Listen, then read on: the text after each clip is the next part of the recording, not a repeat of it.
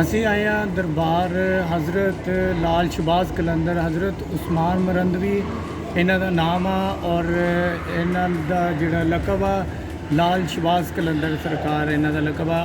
ਤੁਸੀਂ ਵੇਖ ਸਕਦੇ ਹੋ ਇਹ ਦਰਬਾਰ ਦਾ ਜਿਹੜਾ ਵਾ ਅੰਦਰ ਦਾ ਰਸਤਾ ਵਾ, ਇੱਧਰੋਂ ਦੀ ਜਾ ਕੇ ਤੁਹਾਨੂੰ ਜਿਹੜਾ ਵਾ ਤੁਰਬਤ ਉਹ ਤੁਹਾਨੂੰ ਜਿਹੜਾ ਵਾ ਦਿਖਾਉਣਾ ਵਾ।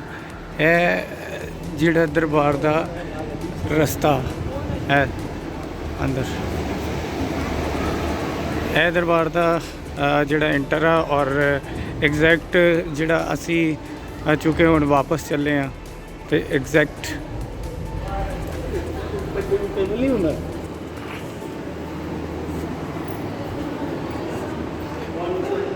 ਇਹ ਐਗਜ਼ੈਕਟ ਔਰ ਇੱਧਰ ਅਲਮ ਲੱਗਿਆ ਹੋਇਆ ਵਾ ਬਹੁਤ ਬੜਾ, ਔਰ ਇਹਦਾ ਜ਼ਮੀਨ ਜਿਹੜੀ ਆ ਕਾਫੀ ਗਰਮ ਆ। ਇਹ ਸ਼ੈੱਡ ਥੱਲੇ ਜਿਹੜਾ ਅਸੀਂ ਜਾਂਦੇ ਹਾਂ, ਕਿਉਂਕਿ ਅਸੀਂ ਸੇਵਨ ਆਏ ਹਾਂ। ਮੈਂ ਕਿਹਾ ਤੁਹਾਨੂੰ ਦਰਬਾਰ ਜਿਹੜਾ ਵਾ ਉਹ ਦਿਖਾ ਦਈਏ। ਚਲੋ ਹੁਣ ਅੱਗੇ ਚੱਲਦੇ ਆ, ਅੱਗੇ ਜਿਹੜਾ ਵਾ ਦੇਖਦੇ ਆ ਅੱਗੇ ਕਿਹੜੀ ਹੈ ਜਿਹੜਾ ਜਗ੍ਹਾ 'ਤੇ ਵਿਜ਼ਿਟ ਕਰਨਾ ਵਾ। ਹਰ ਭਾਈ ਨੂੰ ਲੈਣੇ ਆ ਔਰ ਉਹਨਾਂ ਦੇ ਨਾਲ ਅੱਗੇ ਚੱਲਦੇ ਹਾਂ।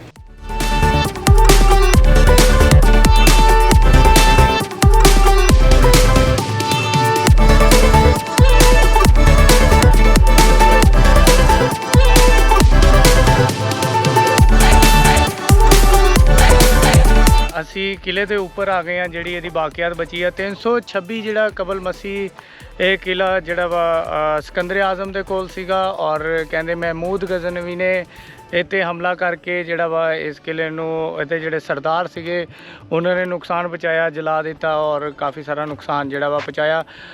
1551 ਤਕਰੀਬਨ ਜਿਹੜਾ ਵਾ ਨਾ ਉਹਦੇ ਵਿੱਚ ਬਾਦਸ਼ਾਹ ਅਕਬਰ ਨੇ ਵੀ ਇਸ ਕਿਲੇ ਨੂੰ ਜਿਹੜਾ ਵਾ ਨੁਕਸਾਨ ਪਹੁੰਚਾਇਆ, ਇਹਨੂੰ ਫਤਿਹ ਕਰਨ ਲਈ ਇੱਥੇ ਹਮਲਾ ਕੀਤਾ ਸੀਗਾ।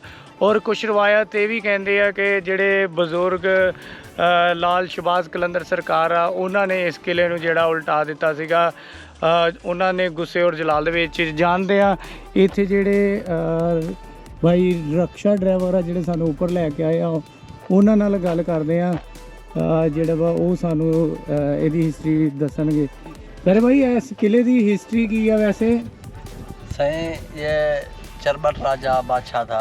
अच्छा, उसकी हुक्मरानी थी। वैसे तो पहले बहुत हुक्मरानी करते हैं, मगर आखिरी जो दौर था वो तकरीबन 800 साल पहले की बात है। अच्छा। ये चरबट राजा बादशाह था, उसका ये महल था पूरा जो भी ऊंचाई पे दिख रहा है। वो जालिम था, जनाखोर था। अच्छा। ये जो बोदले सरकार है जी जी, ये नीचे दरबार है। ये कलंदर बाबा के खास मुरीद थे, लाडले थे। ये आए हुए मुल्तान शरीफ से। तो और कलंदर शहबाज आए हुए मरवंद ईरान का शहर है, वहाँ से हिजरत करके आए हुए ये। सही। तो बोदले सरकार को ख्वाब में आया कि तुम चले जाओ सेविस्तान। उस टाइम पे हमारे शहर का सेविस्तान नाम था। तो जब ये बोदला सरकार आए तो इस पूरे किले का इधर दरिया सिंध के सामने गेट होता था, जहाँ के बादशाह की फौज उस तरफ जाती थी आती थी, दरिया के उस तरफ आती जाती थी। तो बोदले सरकार नीचे डेरे लगा के इस्माइल के गेट के सामने डेरा लगा के बैठ गए थे। जब ये बादशाह की फौज आती जाती थी तो उन्होंने देखा, बादशाह को बताया कि सही हमारे महल के सामने वो पता नहीं मलंगे या चोर है, पता नहीं कहाँ से उसने डेरा लगाया है। तो ये बोदले सरकार को फकीर समझ के रोटी देते थे। सही। तो बोदला सरकार वो खाना खा के जब बर्तन वापसी बादशाह के बंदे लेके जाते थे, महल में लेके आते थे, तो वो बर्तन सोने बन जाते थे। फिर लोगों ने बादशाह को बताया कि वो जो बाहर बैठा हुआ है वो कोई फकीर बकीर नहीं है, वो जादूगर है, हम उसको रोटी देते हैं। तो जब बर्तन उठाते हैं तो वो बर्तन सोने बन जाते हैं। तो फिर बादशाह ने बोला कि इसको बुला के आओ हमारे महल में। तो जैसे वो बोदला सरकार इधर बादशाह के महल में अंदर दाखिल हुए तो इसने नारे लगाने शुरू कर दिए दीन इस्लाम के। तो बादशाह ने बोला ये हमारे शान के ऊपर गुस्ताखी कर रहा है, हुक्म दिया कि इसको मतलब मार दो। फिर ऐसी तारीख है इन्होंने 6 मरतबा मारा था, मार के जंगल में फेंक के आते थे। फिर कलंदर शहबाज इसको अल्लाह के हुक्म से बोदले साईं को जिंदा करते थे। मतलब इसी तरह तारीख के 6 मरतबा इन्होंने मारा था, 6 मरतबा कलंदर शहबाज ने बोदले सरकार को जिंदा किया था। फिर 7वीं मरतबा उन्होंने बोला सही हम इसको मार के फेंक के आते हैं मगर ये ज़िंदा हो जाता है, इसका पता नहीं और कोई बड़ा जादूगर है वो इसको ज़िंदा करता है। तो 7वीं मरतबा इन्होंने मार्केट पे, हमारे शहर की मार्केट होती थी उस टाइम पे, गोश्त का काम करता था, अनूद का साई नाम था उसका, उसको बुलाया कि आके इसको तुम जो है मार के छोटे छोटे टुकड़े कर को और इसके अपने गोश्त के साथ मिक्स करके मार्केट में चला दो ताकि ये लोगों के पेट में चला जाएगा, ये ज़िंदा हो जाता है। फिर उस सलामती ने बोदले सरकार को शहीद करके बूटियाँ करके और बोदले सरकार का और जानवर का गोश्त मिक्स करके जैसे रोज़ गोश्त चलाता था ऐसे उसी दिन भी इसने गोश्त चला दिया था, लोगों ने ख़रीदा था। फिर कोई पचा रहा था हंडियों पे किसका पड़ा हुआ था, कलंदर बाबा ने यहाँ से चिल्लाए आगे 4.5 किलोमीटर वहाँ से बोदला सरकार को आवाज़ देते थे तो बोदला सरकार आवाज़ पे आवाज़ देते थे। उस दिन फिर 2 आवाज़ लगाई, तीसरी आवाज़ जब कलंदर शाहबाद ने लगाई तो लोगों के घरों में जो बोदला सरकार की बूटियाँ पड़ी हुई थी वो आके इकट्ठी हो गई थी, जहाँ आपने ज़ियारत की होगी इधर आके इकट्ठी हो गई थी बोदला सरकार की और बूटी से आवाज़ आने लगी थी दमस्त कलंदर। उन्होंने बोला सही मेरे को शहीद कर दिया है। फिर कलंदर बाबा बादशाह से मुलाकात की, इधर उनको समझाया कि ये तुम जो गंदे काम करते हो या जो कुछ वो बंद कर दो। तो इसी तरह मगर ये सुधरने वाली कौम नहीं थी, इनको फिर साईं 12 साल बैठ गए थे इबादत में। 12 साल के बाद उठे तो और जनाखोरी उरूज पे बढ़ गई थी। फिर अल्लाह के हुक्म से इस बादशाह के किले को उस रात ये किला गर्क हुआ था जिस रात बादशाह की अपनी बेटी की शादी थी। और इसका ये आइन था, ये हुक्म था कि जिसकी भी शादी होती थी इस इलाके में पहली रात बादशाह मतलब सोता था फिर बीवी शोहर को देता था। जब लोगों ने पूछा कि तुम्हारी बेटी की शादी है तुम इसी तरह, उन्होंने बोला हाँ ये रस्म है हमारी तो मैं अपनी बेटी के साथ भी यही करूँगा। मतलब फिर वो अल्लाह पाक से कलंदर शाहबाद ने दुआ मांगी थी और ये किला गर्क हो गया, उल्टा हो गया। मतलब पौने 800 साल हो चुके हैं इस बात को, मतलब हाँ ये किला गर्क हो चुका है। ये दोबारा बन रहा है, ये दोबारा अभी इसकी तामीर कर रहे हैं।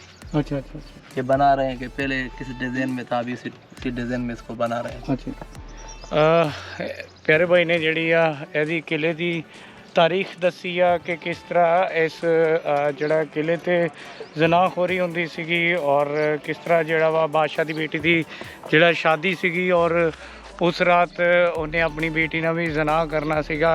जड़ा लोगों का कहना वा इत्थे जेड़े है वा रहशियां का कहना कि उस रात फिर जड़ा वा बजुर्गों ने जड़ा दुआ की और इस किले नूं जड़ा वा बाद चो गर्क जड़ा हो गया, इस किला गर्क हो गया और ये दरिया के किनारे आ और यदि बाकियात कुछ जड़ा वा वो बची वा तुसी वो वेखो। अगर यदि बाकियात वो ईंटा पईया वा जड़िया थोड़िया और ये देखो। लेकिन ये बाद इस किले नूं दोबारा जड़ा वा और तामीर जड़ा वा वो करवाया जा रहा है जी पहले डिज़ाइन दे विच सीगा जिस तरह। और लोगों की बहुत सारी जी हिस्टरी वा किसी का कहना वा कि जड़ा इत्थे मुख्तलिफ जड़ा वा बादशाह ने हमला करके इस किले नूं जड़ा वा तबाह किया और लोगों का बेशतर लोगों का ये कहना वा कि रवायत आ कि जड़ा वा सरकारां ने इस किले नूं जड़ा मतलब उल्टा दिता सीगा। और अज भी तुसी अगर देखोगे तो सेम इदा ही लगदा वा जिस तरह ज़मीन वाली जड़ जी आ वो उपर आ और जड़ा उपरों किला वा वो नीचे नूं आ। इधरली साइड ते आस पास जड़ा वा दरिया वा और तुसी वेख सकदे हो किला। और इस तो इलावा असीं चलदे आ हुण नीचे सरकारां दे दरबार ते उन्हां दे सलाम करते हैं और तुहानूं वो भी दिखाने।